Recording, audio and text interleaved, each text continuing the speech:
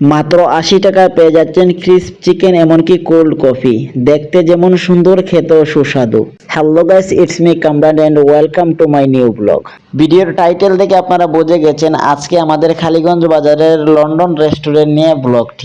রেস্টুরেন্টের রিসেপশনে এসে ভাইদের কাছ থেকে অনুমতি নিয়েই আমি কিন্তু ভিডিওটা চালু করে দিই। রেস্টুরেন্টে ঢোকার পরে লেফট সাইডে এরকম একটা সুন্দর লেআউট আছে যেখানে ৬টা টেবিল রয়েছে এবং সুন্দর একটা পরিবেশ করে তারা রেখেছে যাতে আমাদের জন্য এখানে কাটানোর সময়টা যেন এনজয়েবল হয়ে ওঠে।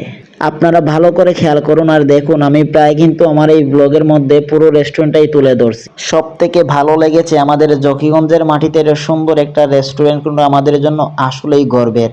তার কারণ হচ্ছে এত সুন্দর এবং ক্লিন কোনো রেস্টুরেন্ট এর আগে হয়তো আমাদের জকিগঞ্জে ছিল বলে আমার জানা ছিল না।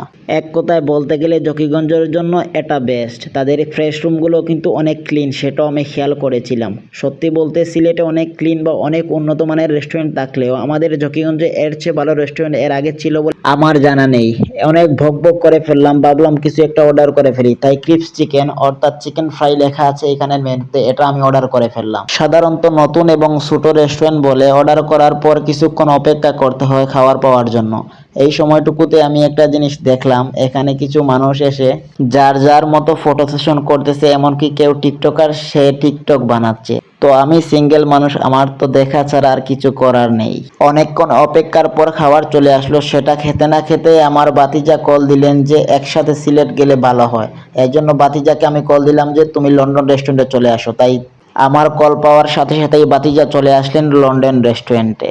যেহেতু বাতিজা এসে গেছেন সেহেতু আবার কিছু খেতে হবে, তাই আমাদের কোল্ড কফি অর্ডার করা হলো। সত্যি বলতে যদি অপেক্ষা করে খেতে হয় তবুও কিন্তু তাদের ফুড কোয়ালিটি বাই অনেক ভালো, যেটা প্রশংসা কুড়ানোর যোগ্য।